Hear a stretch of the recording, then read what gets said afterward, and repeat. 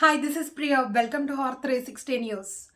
కేంద్ర రాష్ట్ర ప్రభుత్వాలు రైతుల సంక్షేమం కోసం పాటుపడాలి అని అఖిల భారత రైతు కూలీ సంఘం నాయకులు కర్నూలులో డిమాండ్ చేశారు. అఖిల భారత రైతు కూలీ సంఘం రాష్ట్ర సదస్సును కర్నూలులో నిర్వహించారు. ఈ సదస్సుకు ముఖ్య అతిథిగా రాయలసీమ సాగునీటి సాధన సమితి అధ్యక్షుడు బొజ్జ దశరథ రామిరెడ్డి పాల్గొన్నారు. ఈ సందర్భంగా ఆయన మాట్లాడుతూ కనీస పండించిన పంటకు కనీస మద్దతు ధర ఏర్పాటు చేయాలి అని కేంద్ర రాష్ట్ర ప్రభుత్వాలను కోరారు. రైతులు పండించిన పంటకు గిట్టుబాటు ధరలు లేనందున రైతులు, కౌలు రైతులు, వ్యవసాయ కూలీలు తీవ్ర ఇబ్బందులు పడుతున్నారని దశరథ రామిరెడ్డి అన్నారు. ఏదైనా వ్యాపారం చేస్తే లాభాలు రావాలి అని, పెట్టుబడి కన్నా ఎక్కువగా వ్యాపారస్తులు ధరలు పెట్టుకుంటారని, రైతులకు మాత్రం ఆ పరిస్థితే లేదన్నారు. రైతులు పెట్టిన పెట్టుబడి కన్నా 15% తక్కువగా అమ్మిన పంటకు డబ్బులు వస్తున్నాయన్నారు.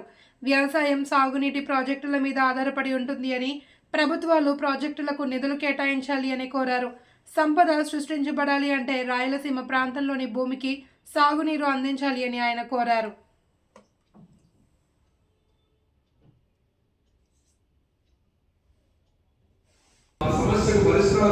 రోజు ఆ విషయాలు మాట్లాడాల్సిన అవసరం మనమే మాట్లాడుకోవాలి, మన కుటుంబంతో మాట్లాడుకోవాలి, మన పక్క వాళ్ళతో మాట్లాడుకోవాలి. ఇది మనకు సంబంధం లేని విషయం అని అనుకుంటే మనకు జరిగే నష్టం గురించి మీకు చెప్తాను. ఈరోజు ఆంధ్రజ్యోతి పేపర్ తీసుకుంటే ఒక ఎమ్మెల్యే గారు అడిగారు, పట్టి సేవ వల్ల రాయలసీమకు లాభం జరుగుతుందా నష్టం జరుగుతుందా అని ఒక చర్చ పెట్టాడు. ఆ ఇంజనీర్ గారు నీళ్లు నమ్మి లాభం జరుగుతుందంట అని సమాధానం చెప్పారు. మీరు పట్టుసీమ వల్ల లాభం జరుగుతుందని అనుకుంటున్న వాడు ఎంతమంది చేతులు ఎత్తారు ఈ సమావేశంలో?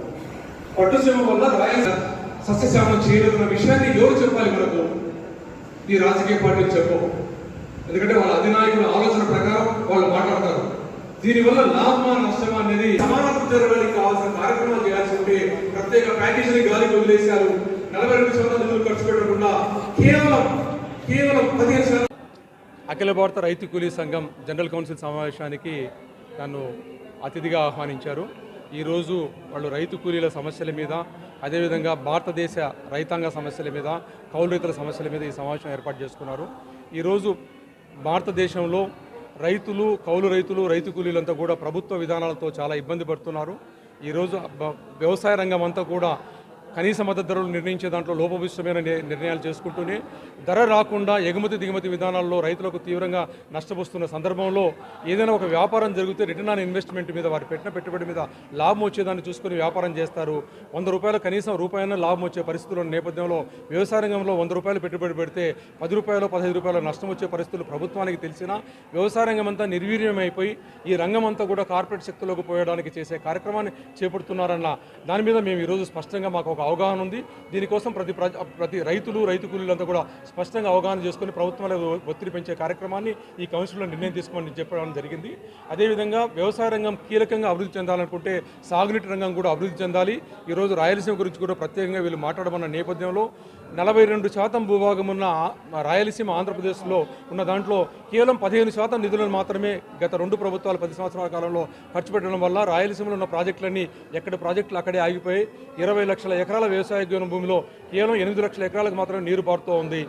తుంగభద్ర నదిలో నీరు ఉన్నప్పుడు కూడా నీరు ప్రవహించని సందర్భంలో ఈ కౌన్సిల్ ద్వారా మేము ప్రభుత్వం మీద ఒక డిమాండ్ వస్తున్నాం. 42% భూభాగం ఉన్న రాయలసీమకు రాష్ట్ర బడ్జెట్లో 42% నిధులు కేటాయించాలని, అదేవిధంగా మధ్యాంధ్రతో లేదా గోదావరి ఆంధ్రతో సమానంగా అభివృద్ధి చెందడానికి కేంద్ర ప్రభుత్వం నుండి ఒక ప్రత్యేక ప్యాకేజీ ద్వారా నిధులు కానీ, ఆల్ ఇండియా సించాయి యోజన నుండి కానీ, ఆల్ ఇండియా నుండి వచ్చే నిధుల నుండి కానీ ప్రత్యేక నిధులతో వాటి సమాన అభివృద్ధి చేసే నిధులను తీసుకొచ్చి రాయలసీమలో అభివృద్ధి చేయాలని చెప్పుకుంటూ సంపద సృష్టి అనేది కూడా రాయలసీమలో ఉన్న 90 లక్షల ఎకరాల వ్యవసాయ భూమికి నీరు ఇచ్చినప్పుడు మాత్రమే సంపద కూడా సృష్టి జరుగుతుంది.